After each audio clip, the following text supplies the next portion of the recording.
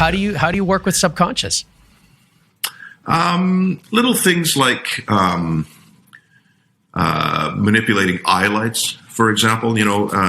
Where you put an highlight reflection in an actor's eyes can really influence how the audience perceives that character. Less light, more light. Depending on how much into that character you want to see, how much you want to withhold from the audience. Things like camera height in relation to a character's eye line. Being low to let them dominate, being high to let them recede a little bit. All sorts of little things like that are subconscious that you don't necessarily notice right away, but that tend to run as undercurrents as you're viewing the show. And I just love doing that stuff, the subconscious stuff. So at the highlight thing, I mean, the camera height makes sense, and I feel like I understand that. I've seen that. Yep. I don't know if I've seen the highlight trick, or if I have, I haven't noticed it.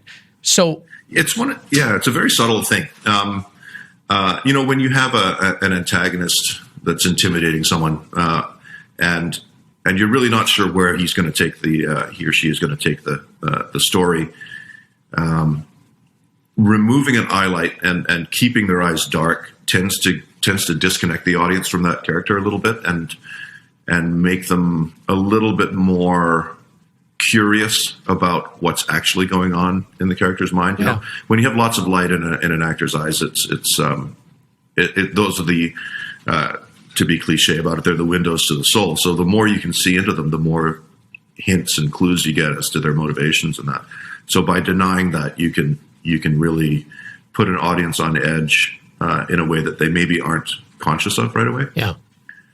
Yeah, that makes sense. And something that I'm noticing in the woods scenes is this feeling of isolation. And actually, it seems like there's a bit of a character arc. I haven't seen all of the available episodes yet. I haven't seen 8, but it feels as though in the cinematography in the woods, at first, our characters are kind of owned by the woods. Like they don't understand what's going on. They're scared. It feels like the woods are just kind of caving in around them. They don't have any security.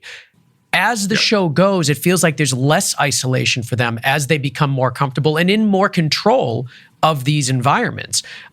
It still is horrifying, for sure. There's no comfort there, that's for sure. But am I picking up on something that you guys are intending? Is this idea of them, as they become more familiar with the woods becomes less, domineering over them. There's less isolation. Yeah, at first, yes, we started creeping a little bit longer and longer on focal lengths as we went along. We didn't keep doing it the whole season, but we definitely got a little bit longer on the lens as they got more comfortable in the woods. And the reason for that is that when you're close and on in anamorphic terms, you're on a 40 mil or 32 millimeter prime.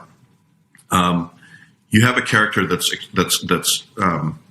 placed in a world that's vast and really big. So we were doing a lot of close on the 32 mil, close on the 40 mil at the beginning of the season to really play that sort of overshadowing or the domination of the woods over their characters. And then as they start to get control over their environment, lighting fires and that sort of thing, we started going a little bit longer on the lens just to compress the woods and push them back a little bit away from the characters. Yeah.